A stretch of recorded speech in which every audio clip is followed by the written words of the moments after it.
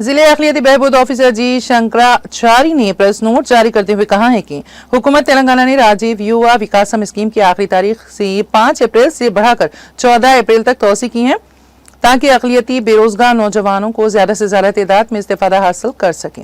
जिले अखिलियती बहबूद ऑफिसर ने कहा है कि इस स्कीम के तहत जिले महबूब नगर के बेरोजगार नौजवान ऑनलाइन दरख्वास्तें दाखिल करके अपने कारोबार को शुरू करें। अगर किसी को ऑनलाइन फॉर्म दाखिल करने में मुश्किल पेश आती है तो वो मुतालिका MPDO म्यूनिसिपल कमिश्नर दफ्तर से ऑफलाइन फॉर्म हासिल करते हुए उसे पूर्ण कर सकते हैं। उन्होंने कहा कि खुद रोजगार स्कीम के तहत एक राशन कार्ड पर सिर्फ एक ही फर्द अहल होंगे।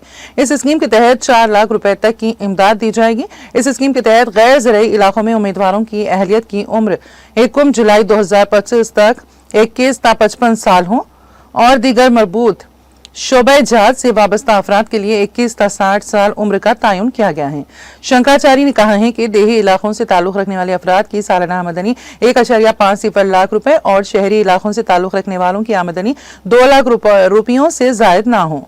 उन्होंने स्कीम की तफसीलात बताते हुए कहा है कि 50,000 रुपए तक की रकम पर 7% सब्सिडी रहेगी, जबकि 1 लाख रुपए में 90% सब्सिडी और 10% बैंक लोन रहेगा।